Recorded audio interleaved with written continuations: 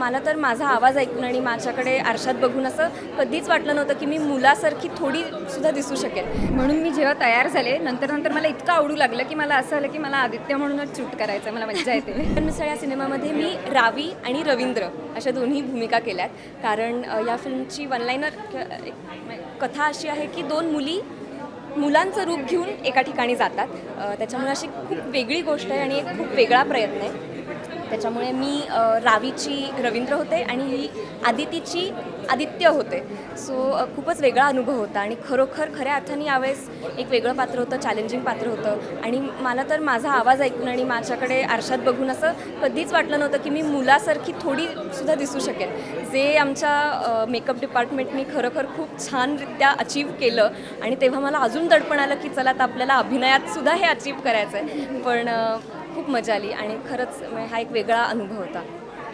तुझ्या कॅरेक्टरबद्दल सांगशील आणि जो मुलांचा जो अटायर केला येस, अदिती आणि आदित्य एकाच चित्रपटात दोन वेगळ्या भिन्न भूमिका करण्याची संधी मिळते आणि नायिका म्हणून आणि नायक म्हणून माझा पहिलाच चित्रपट आहे. त्यामुळे मला खूप एक्सायटेड आहे मी. आणि सहकलाकार इतके कमाल आहेत आणि ऋतिका सगळ्यात जास्त मला सांगायला आवडेल.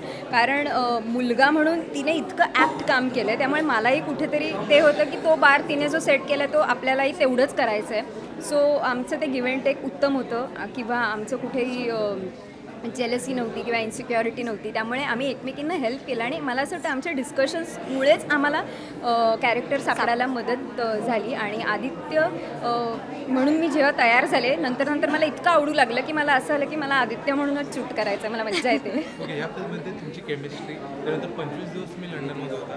काय शॉपिंग केली, मजा केली, मस्ती केली? शॉपिंग करायला अजिबात वेळ मजा नव्हता. करायला पण वेळ नव्हता. हां, आम्ही खूप शूट केलं आहे आणि शूट करताना आम्हाला खूप मजा आली. कारण ती प्रोसेस अनुभवणं किंवा छान कलाकारांबरोबर भरत सरांबरोबर काम करताना गौरव मोरे आहे, त्याच्यात निखिल आहे, ऋतुराज आहे, माधुरी आहे, हे तर सगळ्यांबरोबर काम करताना गिव्ह अँड टेक करताना ना काहीतरी एकदा ना सूर लागला ना आणि सगळे कलाकार एकाच नोटवर असले ना की आपोआप तो सीन असा जमून येतो, तसं होत होतं. त्यामुळे मला मजा आली काम करताना. केमिस्ट्रीबद्दल सांगशील? हां, ती माझ्या मोठ्या बहिणीसारखी आहे. म्हणजे आमच्या चित्रपटाच्या पहिल्या रीडिंगनंतरच आमच्यात खरोखर खूप छान बॉन्ड तयार झाला.